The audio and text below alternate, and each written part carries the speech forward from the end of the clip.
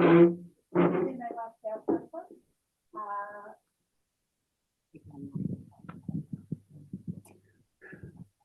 nui te mihi ki a koutou katoa, kua tai mai, a tīnana, kei runga te pokemata, te rorohiko, ka nui te mihi ki a koutou, kua tai mai i tēnei ahi mo te kōrero.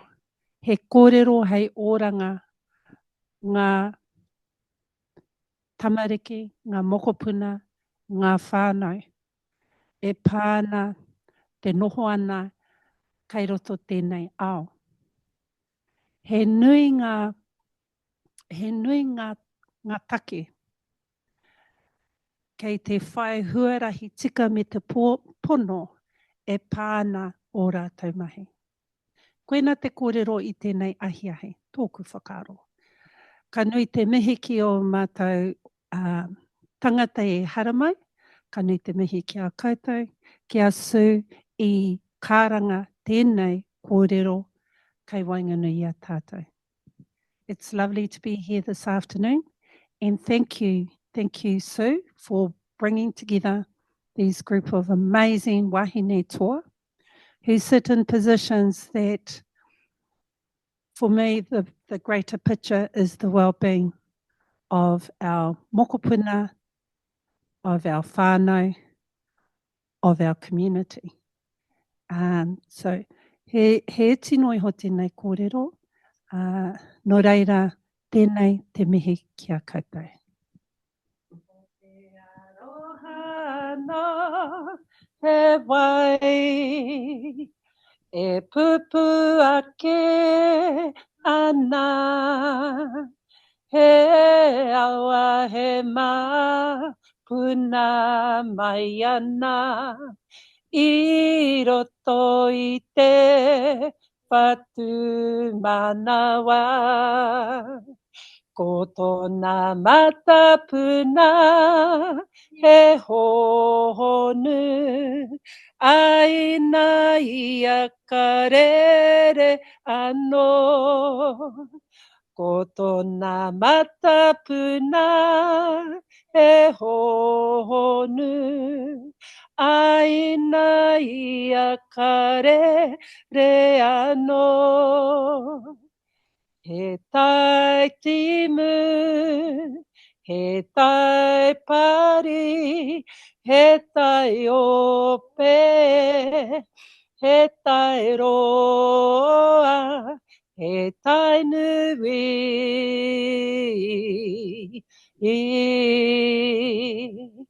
He tai nui.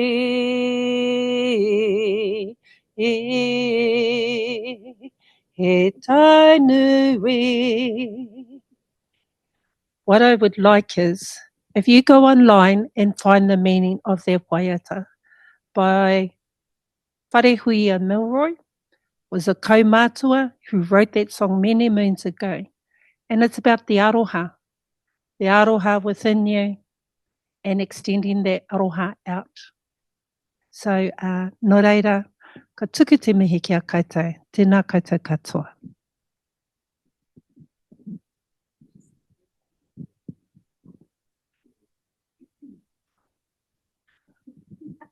O tēnā koutou katoa i te kai karakia, me te kai mihi, me te kai waiata, tēnā koe ki a koe maikara. He kai manaki koe. Maikara Rōpata is kai manaki for Connected Leadership. I'm very honoured to have you here amongst us, Maikara, especially with this kaupapa, because I know it's very dear to your heart as a kaiako, as a nanny, as a kai karanga, mama, so many things that, and I know you uphold. When we're on Waiheke and you're with Maikara and there are young children around, they go, Nanny Maikara! And they follow around her like little ducklings. It's very, very lovely. And there are many generations on the island. Well, not that many, maybe 3, who know her for that work. Kia ora koutou, ko Sue Watson tōku ingoa. I guess I'm the kai whakahaere. I'm the leader of this company called Connected Leadership. I'm delighted to have you here. So just before we can get comfortable, etc. If you're sitting on your own, do you want to, snuggle up with someone else? Just so you've got someone to go kia ora, kia ora. So don't sit alone. And if those of you at the back, please come in, get comfortable, and just have a quick introduction to the person sitting next to you, so you know who's around you, what the vibe is. Let's warm up our room a little.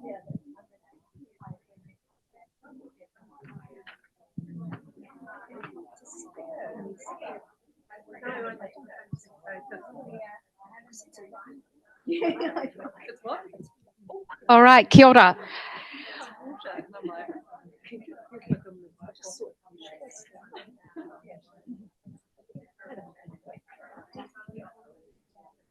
Kia ora anō. I always know that when I ask women to introduce themselves and have a little mihi and a kōrero, I'm going to need to interrupt you to say, right, back to business. As Maikara acknowledged, on the people on the Roro Hiko, the people are remoting in from around our motu, and there are about 50 of you who have registered for the event, and we can't see you, but hopefully you can see us and hear us. And when we have Anna Warraby, who's my business manager, who's sitting on a beach in Thailand at the moment. Kia ora, Anna, and co-hosting this for us on the Zoom, which is beautiful. And Anna, if you could show us the next slide, that would be great, please. Isn't it great what we can do now? I love it. So some health and safety things just very quickly. What's that, sorry? Oh, well, Anna, wake up. It's quite early in the morning in Thailand. So emergency exits. One the way that you came in and one over here. Wharepaku, just out that door and then follow the ramp as if you're heading back toward the lifts, and they're on the left. If you need to use that, please do that at any time. I think that's our health and safety covered quite nicely. Excellent. All right. So thank you for gathering for this kaupapa today. I was thinking basically, if you're in the room, there's a bit of a kind of mantle of responsibility that will slowly fall upon you as the hour goes by. And I'm here, I wanted to bring this event together, not because I'm an expert in this area at all. Yes, I am a mother. I was a single mum. My son is now 32, and they've got a 34-week-old mokopuna in the whare tangata at the moment that will be born on the 1st of August. And I was a teacher, but I was very much a secondary school teacher. Don't put me with early childcare or primary. I just can't cope. I much prefer a room full of teenagers. So I don't have experience in social service provision except in the community and social housing sector. So I'm the naive inquirer here today, right? I'm not an expert. And when I looked at the attendee list, and I think you would have seen this, there are a lot of leaders here who this is not your area of specialty. We don't have a lot of subject matter experts in the room, and that's perfect as far as I'm concerned, because I want to lay out the wero to you as leaders that I believe to lead in Aotearoa at the levels that you are leading, with that comes a responsibility to understand the issues that are impacting on us as people in Aotearoa, and really importantly, Tamariki whānau, children and families, and hapu and iwi.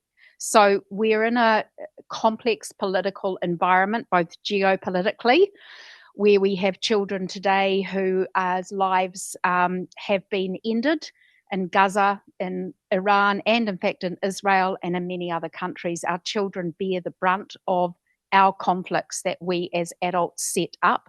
And I want to remember with incredibly heartfelt aroha those children and their families who are experiencing war as we speak here. There's a different kind of war that I believe is going on in Aotearoa at the moment. And we have policy context, economic context, social context that make it very, very difficult for tamariki whānau. And that is actually across the spectrum. If you are a relatively high income mama working in a big job and you're trying to parent, God help you, it's tough. It's all the things. If you're a very low income woman or someone who is not actively in the paid workforce and is relying on support from us, the people, you are also having a very, very difficult time. And as different political cycles come by, there seems to be a reversion or a kind of the shorthand is punitive. let's punish rather than support. And I want us to think about that as leaders today, and also consider for those of us who employ people who are parenting or grandparenting, how is it that we as employers are fulfilling our responsibility if we believe that we have to be part of creating the right conditions for children and parents and whānau to thrive? Then we do have a responsibility as leaders to do what we can to put those conditions in place. But we're going to have some very positive kōrero today, but we will do some questions and answers as well, and there'll be some challenge in there. The way that we're going to run is we have our three panellists who I'll introduce in a moment, and then Maikara and I are going to team tag, so you get different perspectives on by the questions that we ask, comments we make. We think that's going to run for an hour-ish. We'll just see how it feels. And then we'll open to you for questions, commentary from the floor, and really keen to hear your voices. And then we have a glass of wine or kombucha. And we also have a prize. We have a beautiful prize from Special Gifts, just for turning up. You don't have to do anything to deserve it. Isn't that great? Right, have I covered everything off that I need to? Okay, so it is my great pleasure to introduce our panellists today. Huia Hanlon, who is the CEO of the Brainwave Trust. I'm not going to say more than that because Huia will introduce herself more fully to you. Sarah Manley, who's the Chief Executive of Mighty, the Sir John Kirwan Foundation, and Izzy Horrocks, who is the Chief Executive of the Life Course Fund. And of course, I've introduced Maikara. Sadly today, if you're looking for Fiona Kingsford, I don't know if she's online from her sick bed, but unfortunately, Fiona is really sick today and wasn't able to be with us, and she's the Chief Executive of Whānau Āwhina Plunkett. So please connect with her after the kōrero, and I hope we'll find another time where we can see her. I'm really proud that all of these women are members of the Connected Leadership community, and it's wonderful, apart from anything else, just to showcase what amazing leadership in the for-purpose sector looks like in Aotearoa right now. You are exemplars. So, ngā mihi nui ki a koutou. Let's get underway. And I wonder, Huia, would you like to introduce yourself as you would like to? And maybe as part of that, would you like to share the purpose of your organisation? Kia ora. Tēnā koutou katoa, ngā mihi nunui ki a koutou I tai mai nei I tēnei rā, o te rā ki a koutou ipurangi I tēnei rā. Kia ora. It's lovely to be here with each of you. My name is Huia Hanlon, and as Sue said, I'm the Kaihautu, or Chief Executive of Brainwave Trust Aotearoa. The kupu Kaihautu, if you don't know, refers to the one that steers the waka. And waka is a very big part of my life. So we chose that name for this role deliberately. Brainwave Trust has been around for 27 years. I imagine some of you have heard of Brainwave. In fact, many of you may well have. What we do is we share evidence-based information with people to help influence and inform people in terms of the decision-making that they are going to undertake, be that professionally or in a personal way. Before I go any further down that track and talking about Brainwave, which I love and I will speak more about, I'm a mama, I'm a koia, I'm an auntie of many. I was saying to Maikara earlier, wouldn't it be neat if we could replicate ourselves, because she was mentioning all the places she has to go this evening, and I was doing the same. And that is the life largely of wahine and wahine who work, wahine who are part of their families, regardless of the shape and size of those whānau. We all have responsibilities and multiple. So Brainwave is as I was saying, we work with around about 8,000 to 10,000 families per annum, and that depends on the size of the funding that we have in any given year. We'd work with as many as we could, that allowing. The ways in which we work with people is we run workshops in general, right across the board. We have specific ones for secondary school students. We work with people who are under the care of corrections, and we work with people who are in the community in a wide range of places, be they parents. with kids in a kohanga reo or an early childhood centre, be they clinicians or midwives or right across the board. And workshops and wānanga are the way in which we generate revenue for ourselves. So that's important. And the other way in which we work in sharing information is we also very deliberately publish material. So we're not researchers ourselves. We summarise the existing research that exists. Until a few years ago, it was all scientific based, and we made a very, very deliberate shift to actually position mātauranga Māori and also other Indigenous knowledge bases alongside that. So when we work with whānau Māori in particular, we start with wānanga, which is different to a workshop. When we work with whānau Pasifika, we work with Talanoa, which acknowledges the cultural knowledge and difference that they bring to the space, and we connect it to what their tupuna or their ancestors practiced in terms of raising tamariki well together. I meant to start this little kōrero with a whakatauaki or a little proverb, and it's quite a simple one, and it's poipoia te kākano he puawai. Nurture the seed and it will bloom. And it's exactly the same for tamariki and mokopuna. While the whānau may be the hands-on in the day-to-day, the watering and the caring, the rest of us as society, and this is going back very much to the point that Sue made, the soil, the amount of light, the state of the light, the positioning of the plant, those reflect the political and economic situations that contribute to the growth of the plant. When a plant's not doing well, we don't look at that plant and go, naughty plant, you need to do better. We think about what we need to change in its conditions to actually make a change in the plant's life. So I'll just leave that there as an opening statement, and thank you all for your attendance in person and ipurangi via the internet and range of modes that way. Kia ora. Kia ora everyone, I'm Sarah Manley and I'm CEO at the Sir John Kirwan Foundation where we deliver Mighty. So the first question I've actually got for the audience is, anybody here know if they've got a child or whānau family member who might be in a Mighty school? All right, yes, fantastic. One, that's really, where's that school, Kanaya? Oh, okay.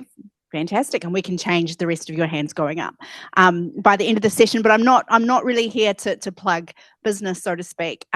Many of you would have heard of Sir John Kirwan, but not necessarily heard of Mighty. And what we do is we deliver evidence-based mental health education into primary and intermediate schools across Aotearoa, New Zealand. We are a couple of years in.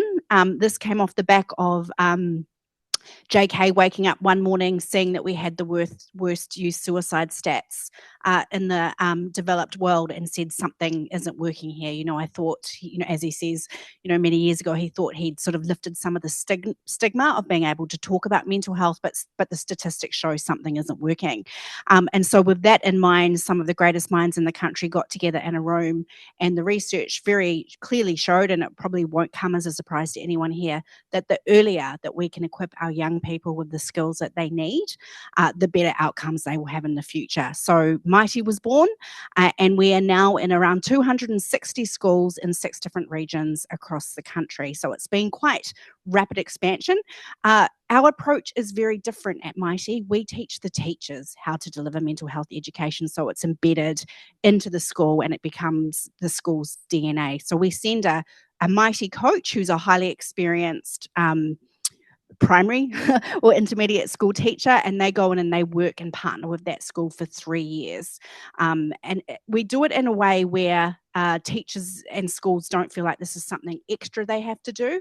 Mighty is all about being woven into the curriculum. So you could be teaching math, you could be teaching science, but actually we're delivering mental health education at the same time. It's really unique, it's very different, and we do believe, I feel like I can say this hand on heart while I'm putting it out there now, is we do believe we are the only organisation in the world that is doing anything like this. So we feel like trailblazers. We're doing this in partnership with the University of Auckland, but most importantly, we're doing it in partnership with schools, and we want to do more around partnering with whānau and our wider communities to embed this into as many primary and intermediate schools as we possibly can. So that's a little bit about Mighty, and I'll pass on to Izzy. Koutou katoa. Can everyone hear me? Yep, perfect. I'm delighted to be here today. Mihi nui kia kōrua for welcoming us here today. Ko waiau, he uri ahau no Kōtirani, no Ingarani, he tangata tiriti ahau, he māma ahau, whaku toru ngā Tamariki, ko Isabella Ruth-Deans Horrocks tōku ingoa. Nō reira, tēnā koutou katoa. So all my whakapapa is back to England and Scotland. My ancestors arrived here in Aotearoa pre-1840 in Ōtautahi Christchurch. So I feel like my story is really deeply intertwined with the colonial history of this country. My 3 children have inherited intergenerational stability, wealth, privilege, that mean that they get what they need to thrive. Hoi poia te kākano kia pua wai ai, nurture the seed and it will grow. My 3 kids have everything they need to thrive. But ever since I was little, I saw so many kids don't have that and how deeply unfair that is in the world. So I was delighted when Sue invited me to this kōrero. What is it? How do we shape the future for our tamariki? I think everyone in this room cares about that question, and I'm really looking forward to kind of exploring that. What can each and every one of us do for the tamariki and children in our lives, but also more broadly as leaders in Aotearoa.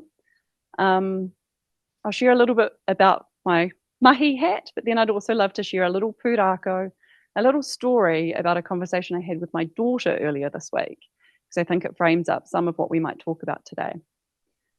So I am CEO of something called the Aotearoa Life Course Fund. We are just a little baby, we're only a few months old, but our mission is to improve the life course of tamariki and rangatahi, so children and young people in Aotearoa. And we do that by finding, funding, and scaling effective programs that do that. So there are sort of 4 pieces to that puzzle that I'd love to talk to. One is we have amazing organisations out there in the community, and you've got 2 of them here alongside me who are doing the real work supporting our whānau and our communities with the tools and skills that they need to help their children thrive. Then we have amazing research out there, and I think Hui's organisation and what Brainwave does is amazing at pulling together the best research on what we know works to help our children thrive and puts it out there. But I think that's a piece of the puzzle that's very important here. Another piece is we've got philanthropists. We have people who have wealth and want to do good with that wealth and want to give that away really effectively. And they often sort of look at the 20,000 charities we have in New Zealand and say, well, how do I put my money to doing good? And then we have government who spends $7 million every single year on social services. Billion, 7 billion. Yeah. And they also want to see children thrive. I don't think you'd have any politician or any civil servant who wouldn't put their hand up and say, I want to see children thrive. And what we're interested in doing at Aotearoa Life Course Fund is weaving together those 4 groups, amazing doers in the community, researchers, philanthropists and government, to scale what works for our tamariki. So as I say, we're only a few months old. We have some brilliant, lovely anchor funders who've allowed us to get started. We are now going to be making our first 3 or 4 funding decisions in September. So I've had the absolute privilege of talking to a number of organisations across the country in the past few months who are doing amazing work day in, day out to help our tamariki thrive, and excited to kind of explore that a bit more with you, but also with all of you and online if we have chance for questions too. But if I'm allowed, I'd love to share just a little tiny story from earlier in this week. So my kids are 9, 6 and 4. And on Monday, my 6-year-old got into bed. She crawled into bed at 6:30 in the morning. She said, Mum, is it a mummy day or a Kelly Club day? Does she get to come home with me after school? Does she have to go to Kelly Club? I'm sure for the working mums out there, we understand that question. I said, oh, sorry, it's a Kelly Club day. And she said, Mum, what is your work? As 6-year-olds want to ask. And I was like, how do I explain this to a 6-year-old? And I was like, my work is about helping kids get what they need to do well. And she's like, well, what do kids need to do well? like, what do you think, Tilly? She's like, well, some toys. And I'm like, okay, that's where her mind goes to. And I said, well, there's the things we can see, the things like a stable house, enough food, enough clothes, some of these really visible things around what kids need to thrive. And then there's these kind of less visible things that we know are critically important. And I look forward to hearing from others on these, but things like love, stability, all those nurturing environmental things that we know are important. And Aotearoa Life Course Fund is very interested in that latter piece, the unseen bits in childhood that help you thrive in adulthood. And then Tilly said to me, but don't all kids get the things they need? And that sort of innocent question from a 6-year-old who lives in in real privilege and stability, I was like, no. So many children don't get those basic things that we know they need to thrive. They are the plants that are trying to grow in poisoned soil with no sunlight, horrible wind, just things that really are not conducive to them thriving. Yeah. But it's also not the fault of their whānau. A lot of their whānau haven't got what they need to survive. And I think about that quite often. And so Tilly's question, her final question to me is, but why? Why don't all kids get what they need to thrive? And if there's anything that I'd like to sit in today, it's why. What is it that means that these simple things that we know our children need to thrive, they are not getting? Kia ora. Kia ora, Izzy. That's actually, I'm glad you took us there. That was nice, because we had this when we had our pre-hui kōrero last week, and that's already come into the room today. So there's a context, right, the environment in which whānau tamariki are trying to be raised, and there's some things that we feel very little agency over changing. I think all three of you would say, can you change the economic system, Carl? Can you change? Can you solve the housing problem? No. Can you solve wage inequality and gender pay gap and gender inequity? No. So what are you doing? Like, when you say what are these things, what does the plant need? Should we go back to you, Hui? It was your metaphor, which was really powerful. Thank you. Kia ora. Great questions. Thank you so much. What we know is that the early years in particular are fundamental in terms of setting or influencing the life course of anyone. While it's not undoable, and I never ever want to say it's absolute because it's not, we know that the first 3 years and the first 6 years, so many of you will have heard the term the first 1,000 days and the first 2,000 days, are really critical. This is where babies develop significantly. They develop all their neurons and their neural pathways that set a course. If we imagine and recall when we were learning to drive, I don't know about you, but I bunny hopped the heck out of a car. Eventually, it became second nature to be able to drive a car without thinking. Now, scarily, I probably drive without thinking a little too much, but it's the whole point of things becoming normalised. And what we know is that tamariki who face adversity, and it's actually not about one adverse thing or another, it's more about an accumulation of adverse factors, will generally struggle more in life. They'll struggle to form and maintain relationships that are trusting, are healthy. They'll struggle to engage in learning, and those have been proven to have a real impact on their physical well-being as well as their mental well-being as well. Because while in brainwave we do refer to brain development, not exclusively, because all the body's systems, the nervous system, every system is interconnected, and so you can't step away from that interconnection. However, there are real things. While I went straight to adversity, there are so many things that actually create protective factors for tamariki. And the question to me was, what do tamariki need? They need to feel that they belong, that they are attached, that they are safe, that that their physical needs are met. If we think of, it doesn't mean that we cosset our tamariki so much that they don't. There are levels of stress.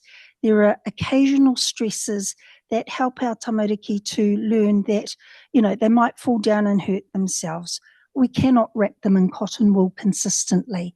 They might have a friend who's no longer wanting to be their friend. These are normal things that we have to walk alongside them with, rather than blow off or think, oh, they'll get over it. Probably some of the most moving feedback that we've had that has come my way was from work that we did in a prison, and this was just one person's take on it, but I've seen repetitions of this throughout the year, where this tāne who had been in prison for a number of years, I'm not sure what his charges were, he'd been a part of our program in prison, and his feedback was, oh my God, I thought I was preparing my children for life by toughening them up and not attending to their emotional needs or being there when they needed them. I thought I was preparing them for life, and that's what I understood being a good papa was about. Now I know they just really need me to be much more present and loving, and that still sticks with me today. I've seen different variations of that come across. There aren't many parents at all who don't want to do their best, but it does solely depend on what they have in their kite, and that includes the support of wider whānau, community, and other things that will make their lives and those of their tamariki thrive. So that's just an example. Yeah, kia ora. I think just to add to that, a really powerful word that you just mentioned there that's been playing on the back of my mind is presence. You know, children need the presence of adults and a loved one and stable people in their lives.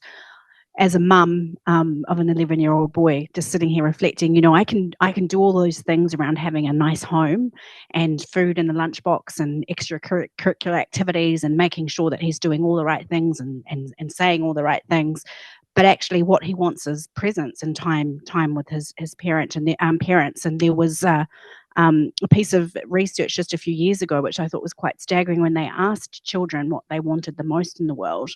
It was time, more time with their parents, more time with their loved ones. And I think sometimes those little unspoken things, like you said, that we can't touch or we can't quite name, that's really important. And I think too, the ability for children, which is why Mighty was put in place, is that ability to express their feelings, that ability to be able to say how they're feeling, that ability to connect with others around them. That's fundamentally important as well. So I think there's a whole piece of work that needs to be done there. But that's just, I really think we shouldn't underestimate the power of connection and presence with our tamariki and rangatahi. I think sometimes when we talk about this, it can get overwhelming.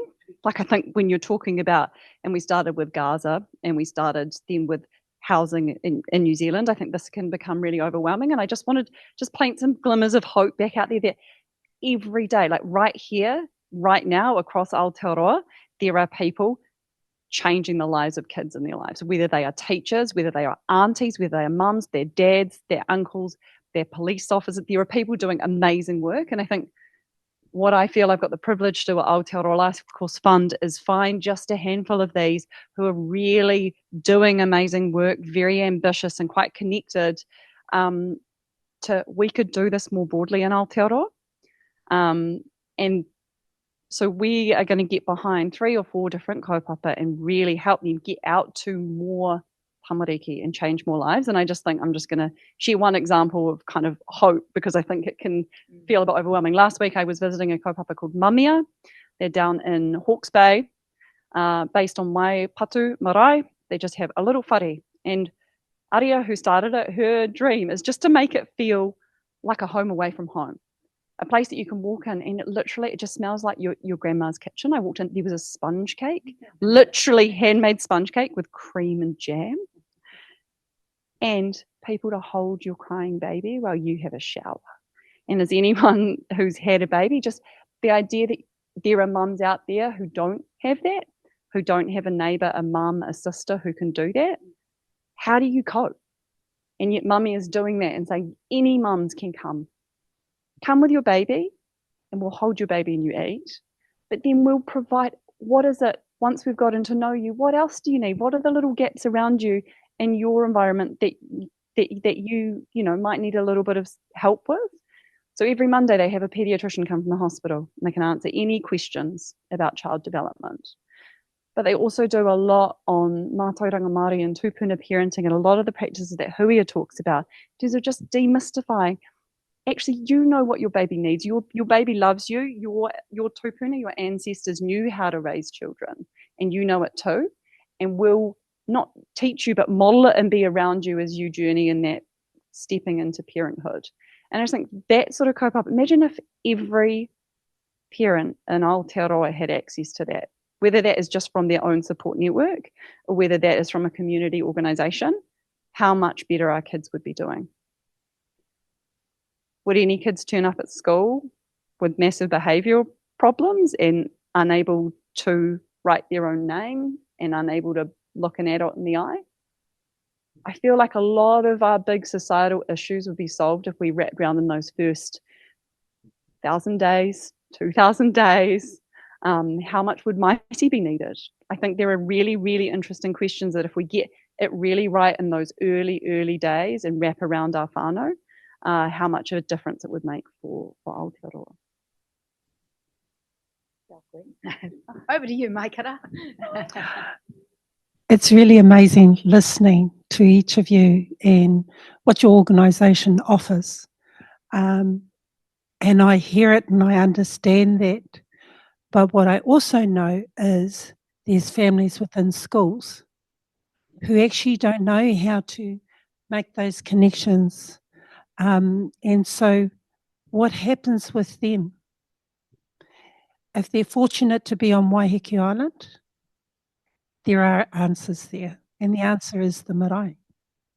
But it's actually out within the wider community, because it is about being present and the children knowing that they can be children in a space that's safe.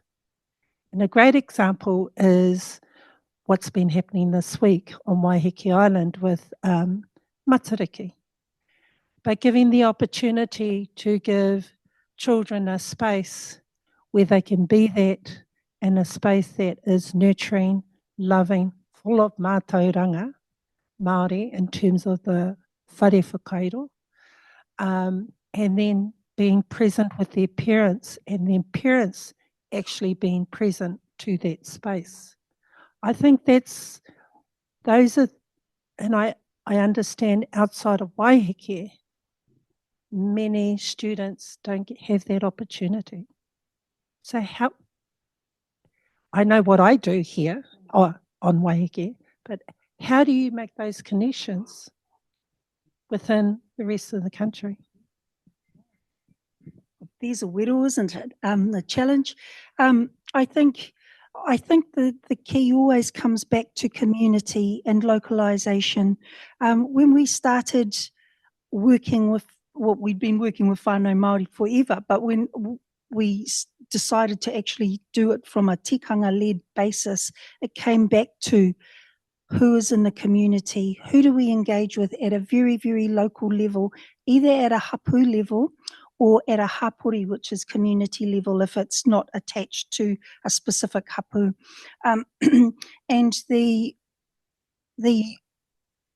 kōrero we had initially was, how could this work best for your people? We can fly people in and out to talk at you, but how do you want it? And what they wanted was for us to train their people as brainwave kaiako so that they could work within their own rohe. And as well as that, we managed at the time to get some really good funding to allow to build kaihapai, who are like the aunties and the mamas in the community. And this was specifically for our work with whānau Māori and whānau Pacifica, with the reason of the whole relational aspect is significant in influencing. And that has been profoundly impactful, actually, and just supporting people to support each other. And likewise, the first time people come together in a wānanga, They may not know each other, but they are all there for the same reason, and that's their initial connection, and then there's ongoing support in the community for that. So I loved your description, and I think that while absolutely there are so many good things happening, we can't get away from the fact that there are structural inequities that exist and are built into the system as we have it currently. I should say as a disclaimer, Brainwave is totally non-political, but I think that you have to respond to settings that influence and impact the lives of Tamariki. And that's not about this party or that party, but it is about advocating for the lives and well-being of Tamariki here in Aotearoa. And one example that comes to mind was, I think it was last year, it could have been the year before, but I'm pretty sure it was last year within this current term of government, and the workplace the law was changed to enable parents of 2-year-olds to be able to access childcare, whereas previously the threshold had been, or funding support for their tamaiti to go to childcare. I think it was actually free childcare, whereas previously the threshold had been 3 years of age. And while that sounded great, more mums back in the workplace, is that actually the solution? Or how could we support parents to actually have more presence in their lives? I know that it's a balancing act, and I know none of us live in nirvana, but it is a question of how do we actually get that balance right at a structural level, in terms of legislation and flexibility there, and in terms of what we can do within our own organisations and communities as well. And finally, I'll just say that I was rereading a part of the Growing Up in New Zealand study, which is a longitudinal study that's currently underway, and their young people are about to become 15. I can't believe it. I remember when this study began, I was working in a completely different field, but it interested me. And the synopsis from the findings at Growing Up in New Zealand, when they were 12, showed that that the structural disadvantages such as poverty, such as racism and discrimination, are the things that actually impact children's lives more than anything else. So please don't think I'm all doom and gloom. I know the great stuff that's going on out there and the big hearts that exist, but I just want to make sure that we understand that absolutely let's wrap around our parents, let's look after them, but let's actually challenge our norms as well if we think they are worth challenging. Kia ora. Kia ora. Yeah, just to add to that, I remember growing up so I had a Kiwi mum and an Aussie father, and for the first 11 years we lived in Australia. But the big conversation in our house, led by my mother, was, every child deserves a New Zealand upbringing. And that's why we ended up moving over here. Mum said for all her sins, after all her time in Australia, she needed to come back to New Zealand and give her children that New Zealand upbringing and that New Zealand childhood. But so many things have changed, and I think about what they were thinking, and then I think about myself as a parent and what I see out there. And I agree, it's not all doom and gloom. But I think back to your answer, I just want to be clear, at Mighty, we don't think we're the silver bullet. Absolutely not. We are one of many that are going to do really important and crucial mahi for our tamariki and rangatahi. And I do think it takes that collaborative approach. We are in schools for a reason, and that is because we know we can reach a lot of tamariki and rangatahi through schools. And we know that the evidence shows that importance of education to some of our crucial issues at a young age is for that best effect, that long-term effect, and better impact and outcomes around people's mental health and well-being in general can start there in terms of the intergenerational change that we want to see. But Mighty alone definitely won't be the answer. So that need to collaborate with the wider community and other agencies will be incredibly important. Kia ora, Maikara. I think it's a really important question of, we all need help at times. How do we get that help? And I'd love to challenge each of you to think to a time as a parent where you felt crushed, overwhelmed, fed up, whatever it is, who did you turn to for help? Did you go online and search for services and find something? You might have, like you might have that level of self-efficacy and be able to go out and do that. But often we just turn to the people we trust, right? And I think that's a very human thing, is you ring your mum or your sister or your best friend or your neighbour, you have a bit of a cry and they help you.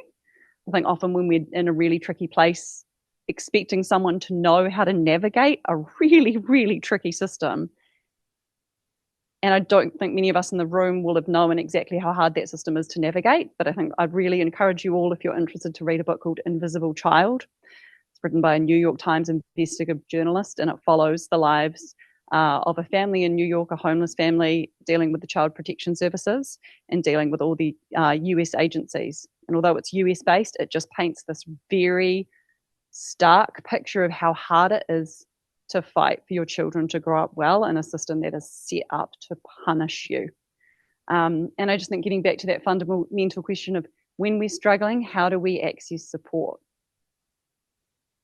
And it's aunties, it's whānau, it's people you trust, and it may be your teacher for some children. But making sure that that's where the support comes from, I think is a really important part of this. And when we have thriving communities like you've got on Waiheke, like we've got in parts of the country, that's just natural. That's how it works. But we've really, a lot of people, it shocks me when I look at the levels of isolation in communities. I think last time I was here with Helen Clark Foundation, and there was sort of a survey on social cohesion in New Zealand. There was a statistic, and I'm going to misquote it, so I hope someone else remembers it, around how many people feel that if they needed help, they could ask someone in their neighbourhood. What was it? The result shocked me. It was incredibly low. Not one single person you could ask in your neighbourhood for help, and there was a huge percentage of New Zealanders who felt that. That's pretty scary. Like, there's a lot of fabric of society and support networks that we need to rebuild.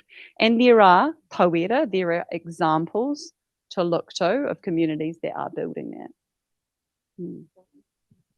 I was just thinking, I carry quite a lot of guilt and as a mother, because my son was born into a really difficult time. And while I identify as tangata tiriti, as I was doing a master's degree at the time, I was technically married. I'm just going to be honest and say I had a really, really hard time, and I was very traumatized when my son was born and was in a very, very difficult situation. And I carry a lot of guilt for that. Fortunately, I have an incredible mother, granny, and granddad who were able to, we eventually moved in with them. But I still carry that guilt that somehow I did something wrong. Sorry, Max, I think you know that.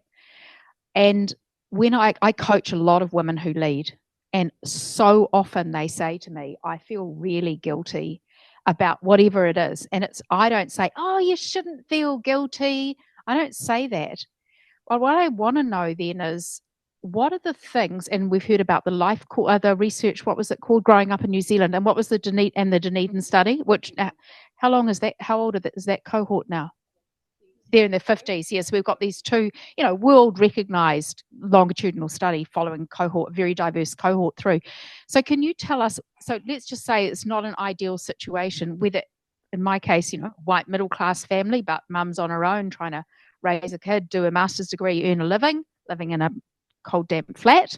And then we might have another situation with, wahine Māori who is totally dependent on state care, and living in way less than ideal circumstances, like a car, for example, or emergency housing.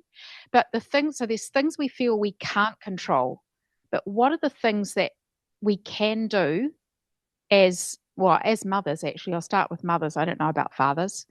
That will really help our children. And it was interesting, the example of that Tane, of the father going, I have to toughen my child up for the world.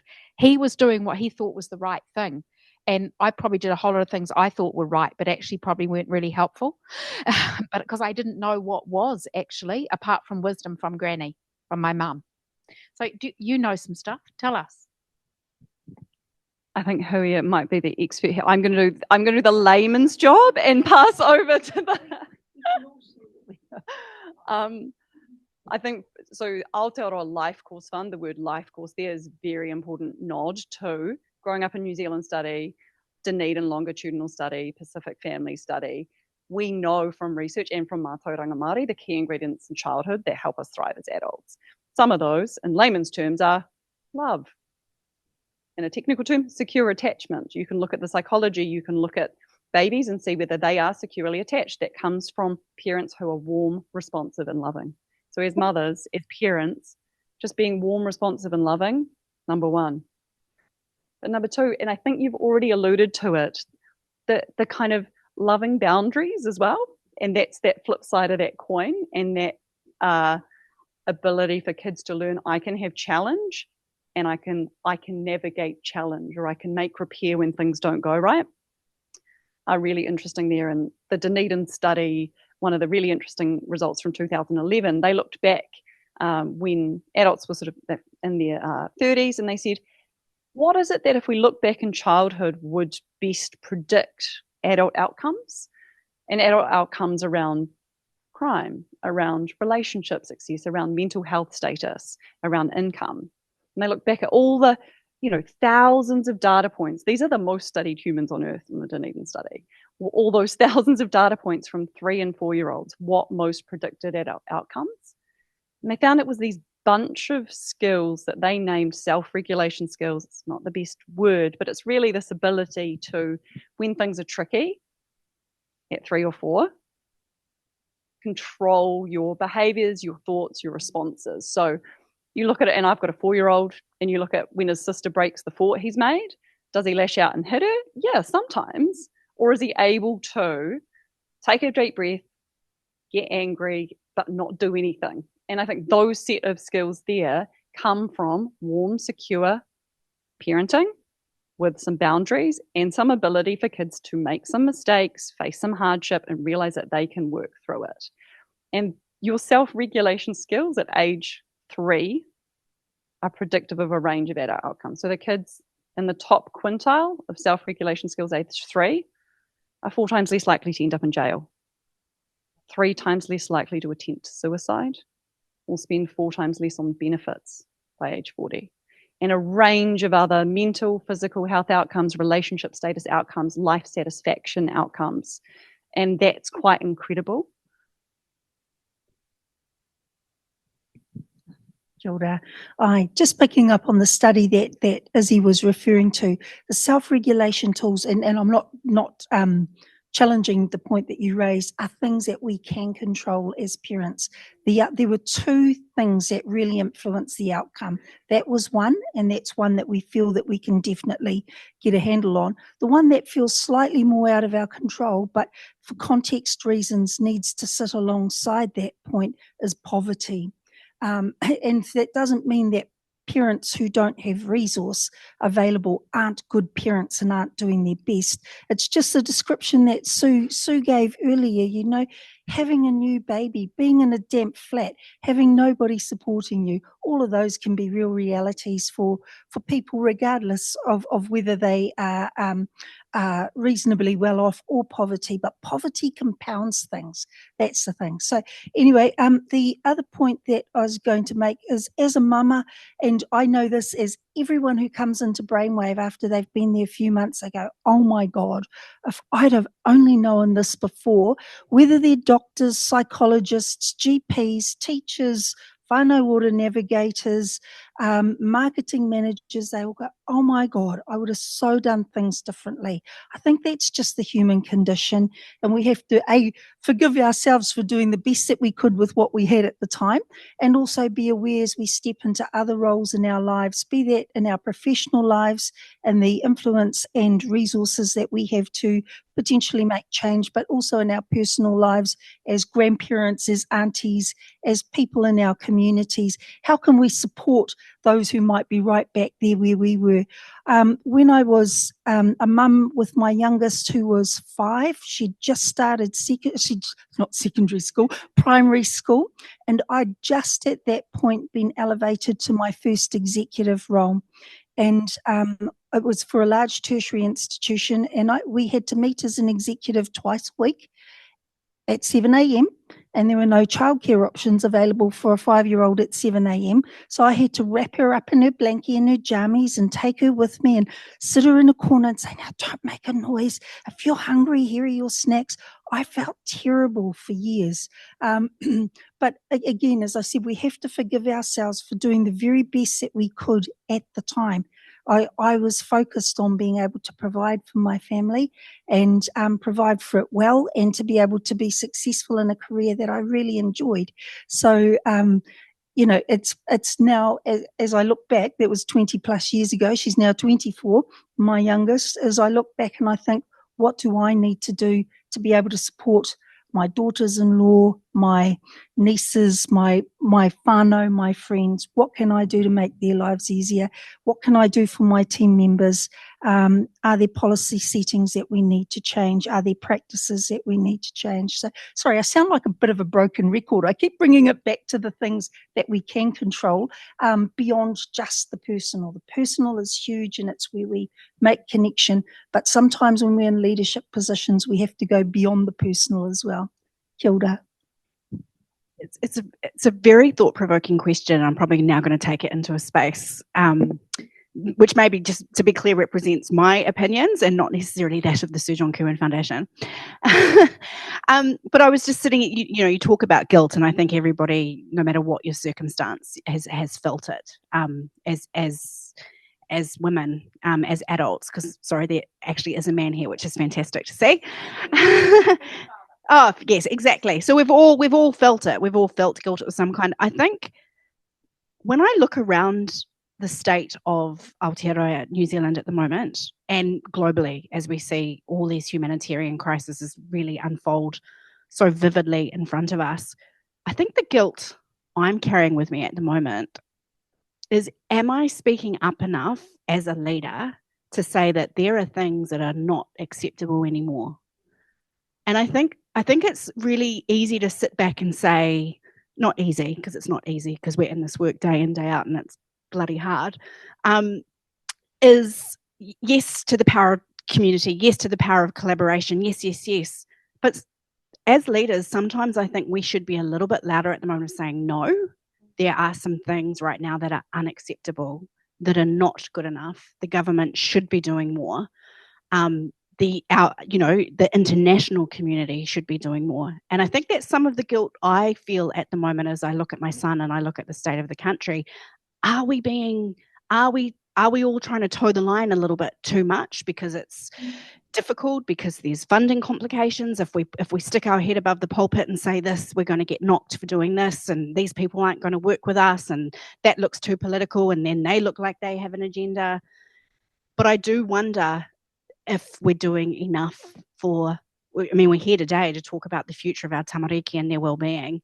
Are we saying the right things in the right places, or do we need to be a little bit stronger and a little bit more provocative about the things that aren't being said at the moment? And that's probably some of the guilt I'm carrying at the moment. Speaking of strength and provocation, Maikara. I always enjoy the challenge that you bring, it's actually uncomfortable sometimes, to be honest. What are your thoughts?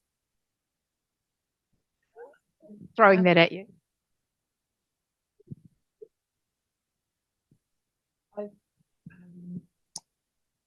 It's there, but I can't. Can I ask you another question? This idea of self-regulation, and I know you and I have talked about it, a related question. It's kind of sits in a tau Pākehā kind of scientific framework. From a mātauranga Māori perspective, how do you think about, teaching tamariki, even pepe, this idea of self-regulation? Because when I get at the marae with you, the kids seem really self-regulated to me. They all seem to be really well behaved, and they'll sit there for an hour or two in a hui in our whare whakairo, just little ones. We'll just sit there listening and being amazing. For that, it's practice. It is practice, but explaining why they're doing what they're doing. But going back again, I was actually about self-regulation, and I'm chuckling to myself because I was with my grandchildren the weekend, and one of my mokopuna, he's 4 years old. Yeah. I went for a walk with him and his younger brother, who's 2. The 2 had a scooter. The 4-year-old had a bike. The 4-year-old wanted the scooter, and I said no, because the 2-year-old didn't want to give it. And I said, fair enough, that's yours. But it was interesting. Then he didn't want to, he just dropped the bike. So I had this huge conversation with him, and no, he didn't want to take the bike. So, okay, so we walk off, we leave the bike. I have to cross the road, and we all cross the road, and he says, come on, let's go. And he's looking back at his bike. And he's really upset, and I says, well, you said you didn't want your bike, so someone else can have it. But I tell you, just the stubbornness. We stood there about 20 minutes, me having this conversation with him. His little brother keeps coming back and forth. And then one part there, I said to him, would you like to give that to your brother? And he goes, no. So I'm having a conversation with him. And I turned to the 4-year-old and I says, well, your brother doesn't want to give it to him, and that belongs to him. So we walked a little bit more. Then he got really upset, sat down and cried. So I thought, do you want Nana to go get your bike? Because he wouldn't go and get it, and he didn't say anything. I go and grab the bike, come back to them, and have this whole conversation. He eventually gets up, walks with me. I push the bike, but he's still walking with me. You know, it's just finding that place where you either continue to have a battle, you come to a part where, well, I'm not winning this battle, but okay, then I need to walk. This is what. So it's how do you navigate that for the 4-year-old to find a place where where his mana is still intact. Really. And it made me laugh because eventually he just walked with me. He didn't want his bike, which is fine. His baby brother comes back, gives him the scooter. And so in an instant, he changes. But navigating, not giving in at the very beginning, it was about 20 minutes later, he eventually gets the scooter. But it's kind of all those things. The thing is, being a nana, it's different from being a parent. Yeah. So I just thought I'd share that because it made me laugh and chuckle and think, how do we help our children find that place for them? And what they also know is that their nana loves them, you know. So it's all of that. So I'm glad hopefully I'm doing the right thing. I love I that. just wanted to share that. Kia ora, Maikara. You're the one with the amazing self-regulation, because I honestly don't think I would have handled it like that. Beautiful. Let's see if there are any questions from the floor. We can't have questions from our Zoomers, unfortunately. You haven't sorted the tech that far. Has anyone or comment or a challenge that you'd like to give out? And I will come to you with a microphone. Kia ora. Come forward and stand here, and then everyone will be able to see you and hear you. Would you like to introduce yourself as well? Thank you. Kia ora. Hi, I'm Christina Winard. I've been asked here in which capacity I came here, so it's totally private. Just a future mother to be who's new to New Zealand and raising a child in about 4 months. So thank you for organizing this. It's been absolutely lovely to get a bit of insight of what the Kiwi culture means. I took some notes as I'm not here in an official capacity, but in my private capacity, my job for the next 4 months is kind of come with a parenting manual of, like, I like things to be structured and what kind of parents do I and my husband want to be. So far I've got presence. So thank you for that. And the self-regulating skills. And the question I would like to ask you is regarding to presence. So you've all highlighted the presence as one of the most important needs of a child. As successful women who have built a career, they are very passionate and a very meaningful career. How do you manage the tension between being present in your child's life and giving energy to such a meaningful career? And what advice would you give to a mother to be who's reflecting on how to hold both with care? Thank you. Thank you.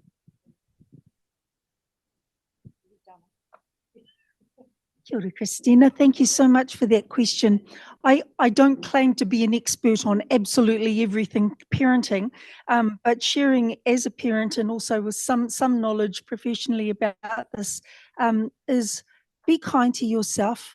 Things won't work out as you plan. Know that from the beginning. Build a community. Even if you don't live here with your family close by, you can create family. Antenatal classes are a great way to meet others who are at a similar stage as you are, or a hapu mama session. They're really, really neat places for parents to be, to connect and start building that, because there will be times where you will need other people, as well as the potential of having your child with a nanny or with care to support you during that time, because I take your point that your career is meaningful. I understand that firsthand, and I'm in a completely different stage of life now, I must say. So my comments are with the benefit of reflection. My youngest is now 24, which is light years away from the stage that you're at now. And as I said, the main thing is be kind to yourself. Be prepared to be shocked, surprised, and all of it. Build your community, and in terms of your career, you will find that you may need to reset your own boundaries and expectations. That's I'm not saying that you have to give anything up, but you will find you will change through this whole process as well. And it's a perfect time to reflect and to be able to hold on to a career that you love. It can be over a whole lifetime. Maybe it just looks different at different stages. That's all, as does parenting. Kia ora. Oh, this is a topic really close to my heart. Having an 11-year-old boy, and I got my first big executive role when he was 18 months old. So I've really had similar. The juggle is real, and I wish there was some sort of bulletproof sort of manual, and this is how it's going to work. It won't be like that. But what I would say is that. Ironically, I think having a child and a career, a really meaningful career, I think all of those things have been the making of me. I think it's really healthy that my son has seen me do what I do and lead the life that I live. And he's seen the highs and the lows, and he's taken those with me. I think it's really healthy that he's seen his mum do the things that she does. And he's actually super proud of me. He's my biggest champion. He's literally my biggest cheerleader. I knew there were some issues a few years ago when he went to kindergarten and told everybody at the time. He said, my name is Lockie. I live in Auckland. My dad lives in Auckland, and my mum, she lives on an ambulance. And that I worked for St. John at the time, and I was like, oh, okay, I think I need to spend a little bit more time at home. There's always those moments. There's always those moments of when you're at work, you will think about your child, ironically. And when you are with your child, you'll be thinking about all the things that you need to do at work. And that's actually all very completely normal. So you kind of have to get into your own rhythm that works for you. But I can say, hand on heart, that no matter what I have achieved or go on to achieve as a leader, as a woman leader, my greatest achievement will definitely be my son. Such a good question. And I remember being in your shoes, and I'd just ask any woman, can you please give me advice? And I think it's such a tricky thing, because often if we've been really successful in our careers, we sort of been good at absorbing information and listening and taking action. And it's just going to throw all out the window. Like everything that served you so well so far, you have to really, and that's one of the most brilliant things about parenting. It's just the most humbling, leveling experience. I think sometimes having a day job where you're looking at everything and all the research about how to be a good parent, you go, oh my God, and I'm not doing any of that. And then you just need to take a deep breath and have perspective. Your kids will be fine. We are the privileged ones. We have support networks. We have the skills and we can advocate for ourselves. We're lucky and our kids are probably going to be fine. So a little bit of perspective taking can really help as well.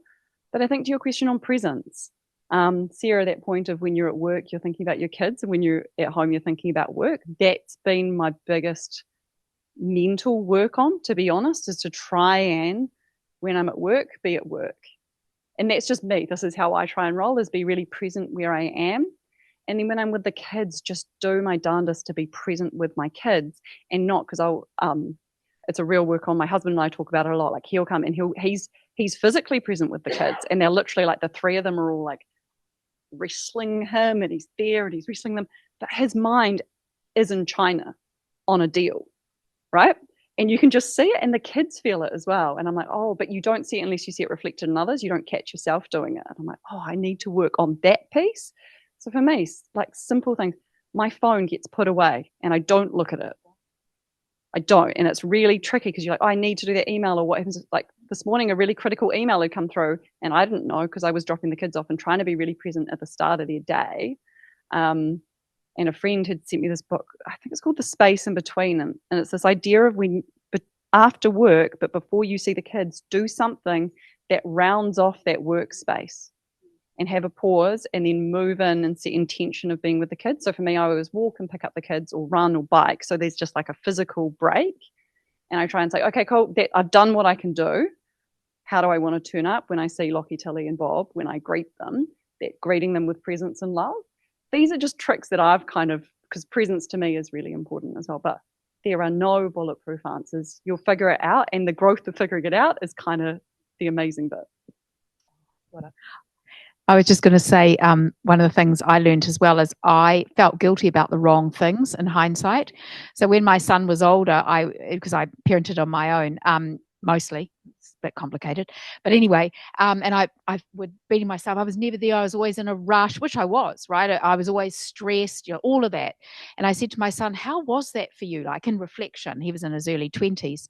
What was it like, for you growing up with me being crazy woman, CEO and all of that? He went, oh, look, it was okay. And I went, yeah, well, so what didn't work? And he went, you never let me choose my own lunch. I'm like, oh my God. So the thing, no, really. And the truth of that is, if only I had said, hey, Matt, and what I do now with him, I say, how can I support you? What do you need? Don't call me so much and ask me dumb questions. That's mostly what I get now. Okay, cool. I got it. I can do that. But anyway, so the thing is too that I think children have it. They often know what it is they need. And as aunties around them, or people in the community or neighbors, or be the auntie at the middle. So how can I help? Like with Ria, is there anything you need that can I help you with? Yeah, can you help me get my bike fixed? Oh, okay, I can do that. So we don't have to do everything, but it's really good to ask for the things that are really important to them, which are often easier than we think. Stella, we're going to hand over to you for the final word. Kia ora, I'm Stella in my Entangled Curiosities capacity. I always have controversial opinions.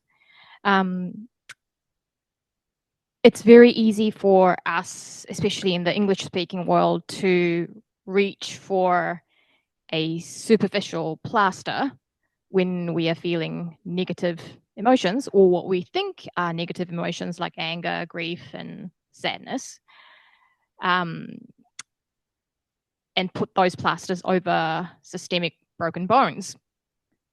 And a challenge that I want to throw at all of you is that we need to recognize that's a very sophisticated systemic silencing tool, especially when we are facing very big systemic challenges that we discussed a lot today, because it's a very sophisticated tool to stop the problem being looked at as an internalized individual challenge. Because once you encourage the person to stay optimistic or stay positive, you stop questioning why is that person facing that challenge. So a challenge that I have for all of us is, are we trying to encourage positivity because it feels uncomfortable for us to dig deeper, or whether it's just I want to walk away because it feels uncomfortable for me. Second challenge, if you've got child-free millennials amongst you, ask yourselves whether you're making any assumptions, whether they can or cannot help you with your children and parenting. Because me and my husband are intentionally child-free, and we have made that choice not because we hate children, but because we have made a choice to raise children of this world in a different way. And we see it in our role as a society where we can be the fun auntie and fun uncle who have a little bit more disposable income and be flexible with our time, working from home some of the days, where we can pick up our nieces and nephews that are not blood related. And I think we forget it's quite important in a child's life to have an adult that are not blood related, that they can look up to, that they can trust and confide in. So question yourselves if you're making those kind of assumptions that it might be a burden for them because they don't have children, that they might want freedom. So that's it from me. Thank you. Nice. We'll leave that challenge where it lies. Kia ora, thank you. I'm looking at the time and thinking it's, time for us to start to slowly wind up our kōrero. So I do want to, of course, thank our thoughtful leaders who are working in this space and giving us hope, but yes, also calling out what's wrong and giving us some work to do. As you know, a lot of for-purpose organisations rely on grants and donors and philanthropic investors. So I will leave it to you to see how it is that you might also be able to contribute to this mahi or other mahi. I'm a big believer that as leaders, those of us who have the financial capability, we should be giving to things that we believe in and care about. And that can be time, resources, advocacy, voice, and sometimes it is money, right? And those of you doing your tax return at the moment, as I am, and your accountant says, send me your receipts, is a really good time to do for those of us who have discretionary and able to look and go, how am I going on the actual giving part too? Because it really matters. And that's why we need gender pay equity as well, so that we as women are earning as much as our male peers, not just that we have more to spend and use to support others, and we can have our own houses if we're lucky, but so that we can give to the things that we care about and believe in and be part of the change. So that's my final challenge to you all. But thank you. Please join me in thanking these three amazing women and of course Maria.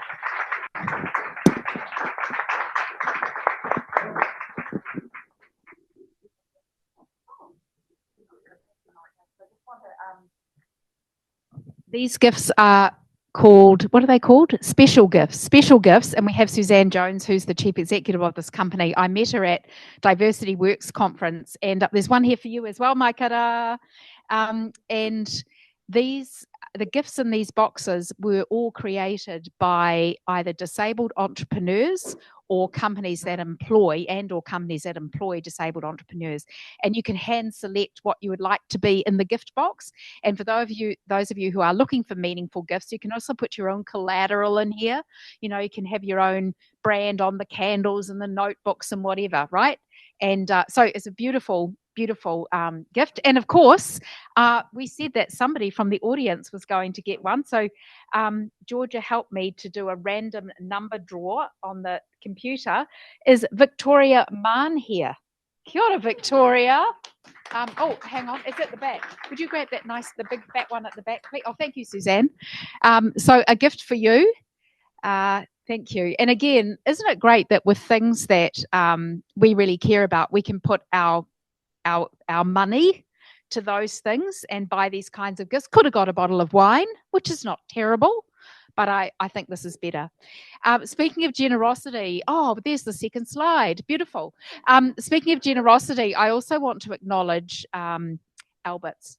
And I really mean this. Alberts are our generous host today. Alberts is the co-working space that I'm really fortunate to work in. So does Stella. Anyone, have we got any other Albert's members here? Oh, great. Yes, kia ora from Anthem. Lovely. So I just want to mention quickly 2 programs. One is I've got a connected leadership program starting at the end of July for women in senior leadership roles. We have some graduates here and current participants. If you want to know, ask Renee, ask Stella. And I also have a founders program starting at the end of July. I've had a number of women contact me who are starting their own businesses. There's quite a lot of it going around at the moment. My advice is do not parent alone, do not run a business alone.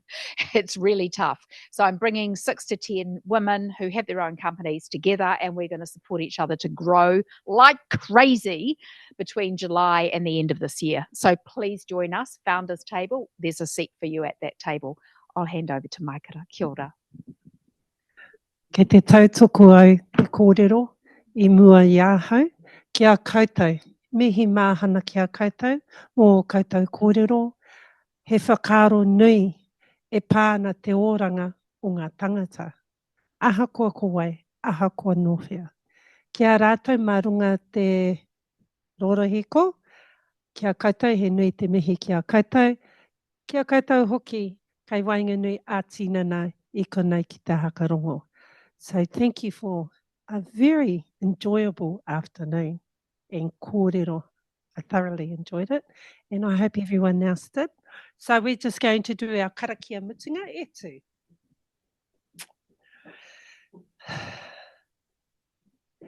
I just want to mention the karakia this morning was from Scotty Morrison. And this karakia is from Huirangi Waikere Puru. Now he was a kaumātua who actually was also from the north, from Ngāwha, where I'm from, but he lived in Taranaki. So the kōrero is, or the karakia mutunga, kua mutu a mātou mahi mo tēnei wā. Manakitia mai mātou katoa, o mātou hoa, o mātou whānau, ai o ki te aorangi. Our work is finished for the moment. Bless us all, our colleagues, our families, peace to the universe. Mauri ora. Waiata. E honore, e kororia, mai ngā rongo ki te whenua, akaharo,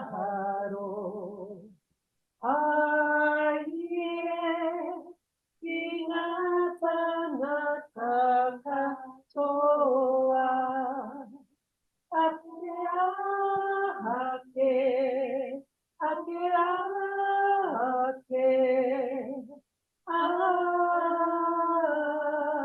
ine, te atua, te piringa, toku o ranga,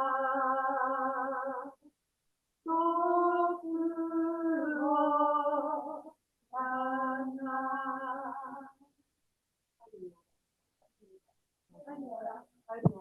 Please join us for drinks and snacks and